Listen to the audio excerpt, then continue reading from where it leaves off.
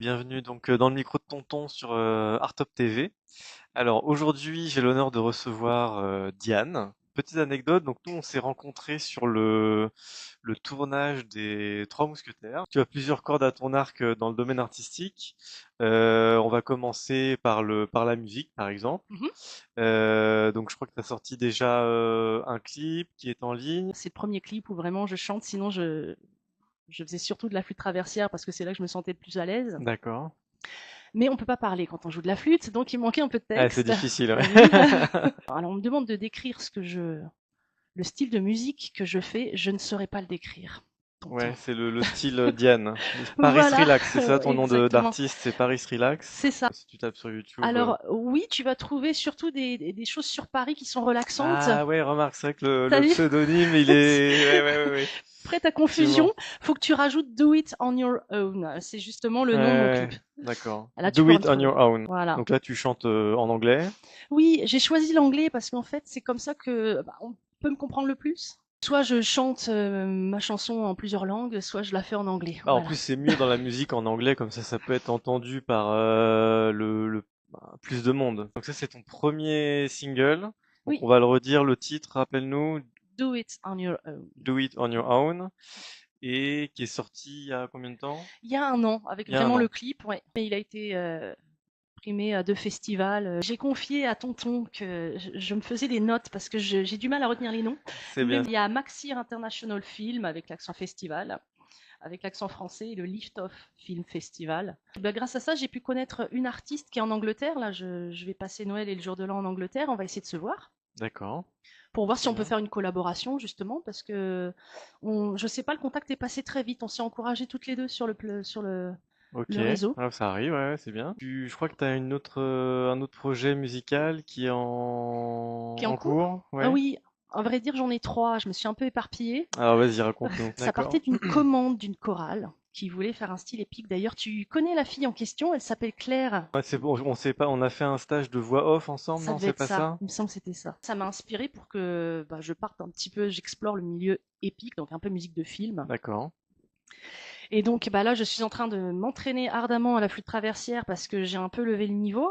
Et enregistrer, c'est pas jouer comme devant un public sur scène. C'est-à-dire que la moindre faute ne pardonne pas. On entend toutes les respirations. Et Il oui, faut. oui, en studio, C'est et tout ça. est capté par le micro. Voilà, tout. Donc, je suis obligée de le travailler parce que même en trichant un petit peu, en reprenant un peu les respirations, si tu le joues pas très bien, c'est beaucoup trop de travail de reprise Hmm. derrière. Ça fait pas naturel. Et depuis combien de temps t'en joues de la flûte traversière? Ah, depuis que j'ai 8 ans. Depuis que t'as 8 ans, ouais, donc tu t'as toujours joué régulièrement, t'as jamais arrêté. Justement, je suis en train de reprendre. D'accord. Et t'as eu Mm. l'occasion de jouer aussi en orchestre ou Oui, ou pas? oui, bah en orchestre, en musique de chambre, accompagnée au piano. Après, c'est moi aussi qui accompagne en improvisation. J'ai pu jouer comme ça sur le campus de l'université de Hambourg, D'accord. avec un musicien d'ailleurs qui était connu en Colombie. Mhm. Je ne me rappelle plus le nom de son groupe, il va falloir que je le lui demande, mais il était connu, il passait à la radio, et c'est lui qui m'a proposé, vas-y, ramène ta flûte. Le ramène, Euh, pas je- ramène ta fraise, mais ramène ta flûte. voilà. Et j'ai découvert que je pouvais improviser comme ça sur des musiques que je connaissais pas. Très souvent, les gens qui écoutent sont surpris qu'une flûte serve à quelque chose. Et des fois, c'est pareil, s'il faut dépanner, j'accompagne au piano, je fais les deuxièmes voix ou je chante mes chansons ou celles des autres. J'ai eu l'occasion de faire quelques tournages. Oui, on Oui, m'a oui. rappelé pour refaire une religieuse avec le comte de Monte Cristo. Mhm. Ouais, donc ça, c'est un film avec Pierre Ninet. C'est ça. Je sais pas si tu connais Coco Watt, mais il est passé sur TF1 de temps en temps. En fait, c'est des petits, c'est un peu comme un gars, une fille, des séries un petit peu rigolotes comme ça qui D'accord, ok. passent juste avant le journal. Et là, c'était pour un clip musical où il invitait les gens à s'abonner. C'est très Hmm. important pour le référencement. Et c'est là que j'ai rencontré une des personnes qui a joué dans mon clip. D'ailleurs, je les remercie tous d'avoir participé à mon clip parce qu'ils l'ont fait à titre gracieux. On s'est vachement bien entendu. C'était un bon souvenir. C'est Donc- fatigant de faire un clip, mais c'était marrant. Ah ouais, ouais, c'est du boulot, hein, t'as vu? Oui. T'as toujours des petites péripéties, est-ce que t'as eu des gens tout le monde a été ponctuel, est venu, a été assidu, ou t'as eu des petites plantages, entre guillemets, qu'il fallait rattraper? Je m'attendais beaucoup à ça. Et en fait, Mhm. j'ai eu affaire à des gens fiables. Ah bah c'est J'ai eu cool. de la chance. Tu peux nous en dire un peu plus sur ce premier clip? Ça se passe où?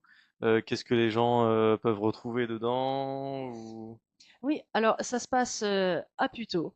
C'est dans le Hmm. 92. C'est très éclectique, il y a beaucoup de choses. Et il y a une très jolie île où on peut faire du sport. Ouais, Et moi, non pas que je voulais me centrer autour du sport, mais pour moi, c'est aussi une forme comme la musique d'expression pour pouvoir dire ce qu'on a à dire. Chacun a sa sensibilité. Lors de mes nombreux voyages, j'ai un peu vécu comme une cigane, à aller d'un endroit à un autre sans trop savoir où est-ce que j'allais après. d'accord. Et c'était très agréable, mais c'est vrai qu'avec ça, j'avais du mal à me poser pour exploiter ce que je savais faire. Entre autres, jouer de la musique ou même composer. J'ai commencé très tard.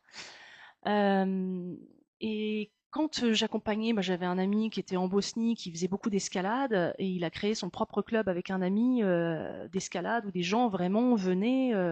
C'était à titre associatif. Ça rassemblait des gens. Après ça, on allait boire un verre, ou alors une Hongroise en Hongrie qui avait, pareil, voyagé pour ses études, qui avait créé un blog Mhm. et qui arrivait comme ça à se faire connaître. Alors elle, c'était plus pour des poses un peu de mannequin, pour des vêtements ou des choses comme ça. D'accord. Euh, et c'est vrai que je me mettais en question en me disant pourquoi moi je n'arrive pas à constituer quelque chose de concret avec ce que je sais faire. D'où le titre Fais-le par toi-même, Mhm. où on voit en fait au fur et à mesure quatre personnes en parallèle dans des expressions artistiques complètement différentes D'accord. qui finalement croient en ce qu'elles font et se rendent compte que c'est pas, on s'est attiré en fait, et à la fin on se retrouve tous dans un bar pour boire un verre. J'aime bien ça, dans un bar, boire un verre. Ça fait 2 fois que ça revient. Le message de la chanson, c'est voilà, fais les choses par toi-même, passe à l'acte, et puis C'est ça, et ça passe, ça commence, c'est vraiment des petites choses au début. Hein. Il n'y a pas besoin d'être Mozart par exemple pour hmm. composer, tant mieux si on l'est. Pour l'aspect positif, en tous les cas, ça, je pense qu'il y a un cercle vertueux. Ouais. Je crois que tu as été sélectionné pour un événement qui est organisé par Fabienne Thibault, qu'on salue. Mm. Donc tu as passé une audition, c'est Ouais. ça? Elle a écrit un livre qui s'appelle Monstarmania et elle organise un spectacle qui est autobiographique. Des artistes vont chanter certaines chansons D'accord. et après, ben, elle raconte ses souvenirs, ce qui s'est passé derrière les coulisses. Tu fais de la voltige aussi. Oui. Moi, j'aimerais bien que tu me parles. Moi, c'est un milieu que je connais pas tellement. Alors la voltige équestre, en gros, c'est de la gymnastique sur un cheval qui fait des ronds. J'ai découvert ça en Allemagne. Il faut savoir que les Allemands sont excellents en voltige équestre. Je n'avais pas D'accord. touché à un cheval, sauf peut-être au zoo. On m'a dit d'approcher la bête qui courait au galop et de monter dessus. Tu dois pas être fier, non, quand Non, tu pas montes du tout. sur le cheval.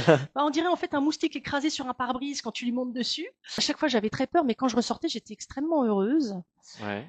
Faut savoir que j'ai choisi ce sport, c'est parce qu'il y a de plus malin, c'est qu'au début, moi, je suis plutôt judokate. J'ai fait du judo depuis l'âge de 5 ans. Je me suis fait opérer du pied, si bien que quand j'ai voulu reprendre le judo plus tard en étant adulte, c'était pas tout à fait conseillé. Vu les positions, faut Hmm. porter son Ouais, adversaire ouais, ouais. sur la pointe des pieds, ça fait mal.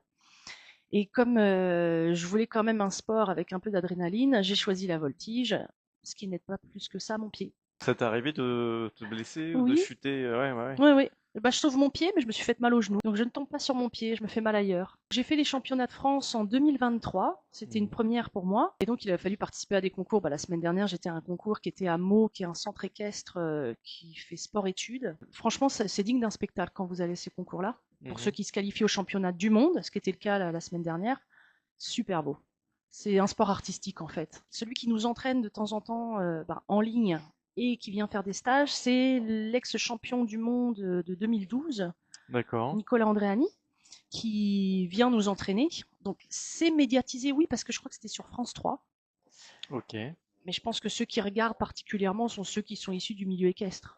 Hmm. Moi, j'aurais jamais vu si j'avais pas Ouais, commencé. ça m'est jamais arrivé de tomber à la télé sur Mm. de la voltige équestre ou Ouais, non, t'as le ce quartier genre de... plus là où je sais pas. Enfin, si tu veux Ouais, jouer. ouais, ouais. Est-ce que tu as des projets à venir là dans les, je sais pas, 6 prochains mois? L'idée du clip m'a bien plu.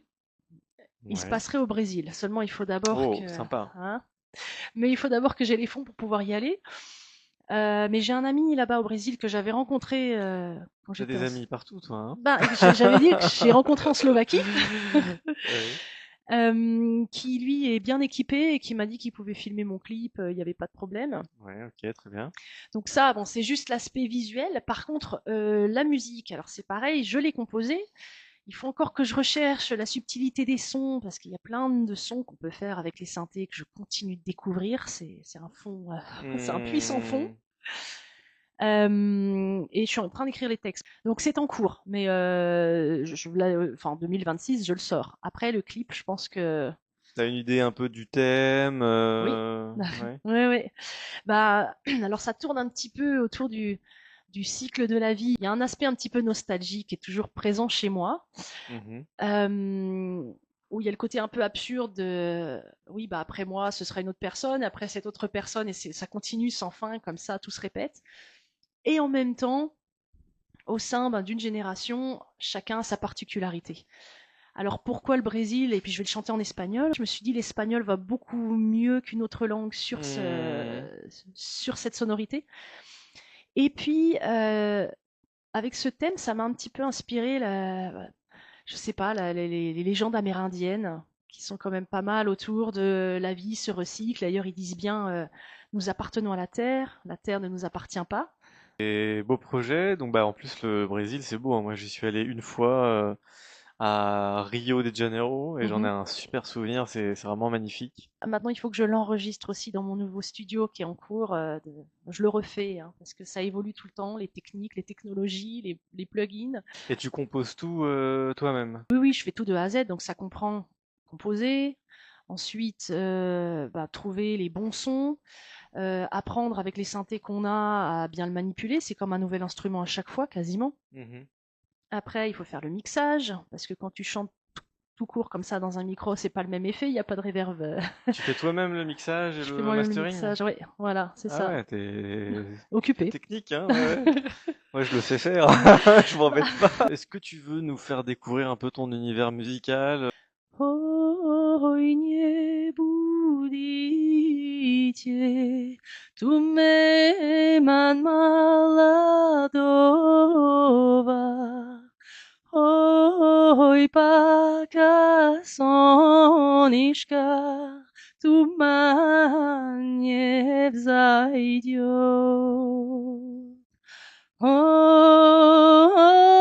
Oj, oj, Luba, daj luliče čodane, oj, paka soniška, tu manje vzajdio. Je l'ai joué, j'en ai fait l'arrangement parce que ça, c'est aussi des musiques que t'aimes, comme ça, faut les arranger. J'étais à la flûte, au piano et à la voix, et j'ai eu Mhm. des guitares, plein de percussions. Et on peut le trouver sur mon profil Instagram. J'en profite pour faire ma pub, vous me Bah vas-y, oui, pardonnerez. oui, donc ton compte Instagram, c'est Paris Paris Relax. Relax, Diane. Voilà, donc Paris comme la ville et Relax comme la Comme chanson de Mika. relax. T'as jamais eu envie de faire une chanson justement dans ce style, de l'enregistrer en studio et de faire un clip, pourquoi pas, ou d'en faire un titre? Ah oui, oui, si, carrément. Oui, oui. Ben, merci d'y penser. Mais oui, Mm. oui.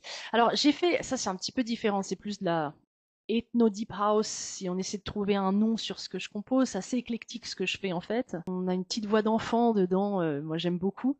Ça tourne un petit peu vers quelque chose, bon, c'est un petit peu oriental, Mhm. mais un peu de... Bah, il y a une âme, hein, quand tu chantes là, moi ça m'a, ouais, c'est captivant, hein. Une artiste complète quand même, alors musique, théâtre, voltige et voltige, quête, voilà.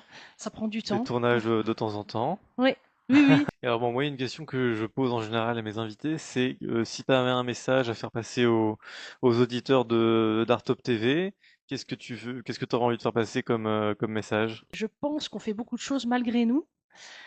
Euh, j'ai envie de dire, essayer vraiment de trouver, je ne sais pas, la force, le courage, le temps de faire ce qui vous plaît. Je sais que ça peut paraître banal, mais ça passe vraiment par des petites choses, même 10 minutes par jour ou 1 heure, enfin, se caler un moment pour soi, réfléchir à où on en est, où est-ce qu'on veut aller. Je pense que c'est important, sinon on subit nos vies et se pardonner si on n'y arrive pas. Mais toujours continuer, aller dans cette direction, on finit par prendre la tangente. Ça peut Hmm. mettre des années. J'ai fait aussi 6 berceuses en 6 langues. J'ai découvert le monde de la 6 berceuse. berceuses en 6 langues. Oui, voilà. Alors ça fait pas 36, mais une berceuse en Quelle 6 langues langue? en fait. Français, anglais, Ouais. allemand, espagnol, russe et serbo-croate, enfin toutes les langues des Balkans. Donc des berceuses quoi, pour les enfants, pour s'endormir, pour... Alors justement, moi je pensais pas que les berceuses pouvaient transporter autant. Alors je parle pas forcément de ma berceuse, ça dépend de chacun, mais c'est pas que pour dormir. Je pense que c'est pour nous renvoyer dans l'enfance. Et j'ai entendu des berceuses de plusieurs pays. Il y avait un site comme ça, on pouvait les entendre, et je trouve ça touchant. Je ne sais pas si la mienne l'est, je vous laisserai juger. Je voulais quelque chose d'intime, un petit peu. J'osais pas trop faire écouter mes morceaux aux autres. Mhm. Et ouais, bah, l'enfance, pour moi, c'est ce qui est de plus fragile. Oui, presque de plus intime. Comme je connais des gens qui ont des enfants dans plusieurs pays, ils ont fait écouter à leurs enfants, j'étais contente. Je pense pas qu'ils me mentent, ils m'ont dit que leurs enfants ont apprécié. Eux aussi d'ailleurs, les adultes aussi. Et le public particulièrement, j'étais très contente. Moi j'adore la musique klezmer. Et c'était des publics qui étaient plutôt juifs, de l'Est. J'ai dû rechercher des sonorités sans faire exprès encore, qu'aller vers là-bas. Donc essayez les berceuses de Diane, Paris Relax après une bonne journée bien stressante en région Voilà, parisienne. Si vous avez envie de vous détendre, vous mettez les berceuses en 6 langues. voilà. Il En y en a plus, une vous en français, progressez. tu disais? Oui, il y en a une en Oui, français, ok, vous pouvez savoir ce que je raconte.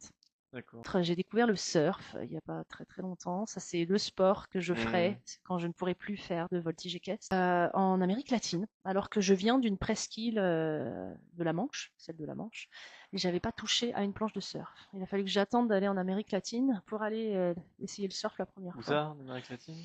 C'était le Costa Rica, D'accord.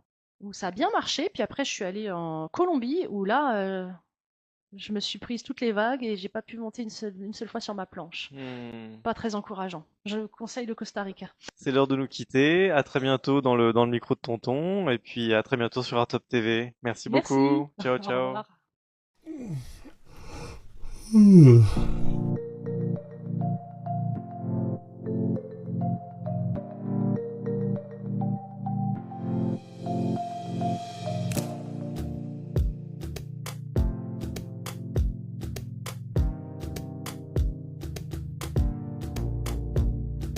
Do it on your own.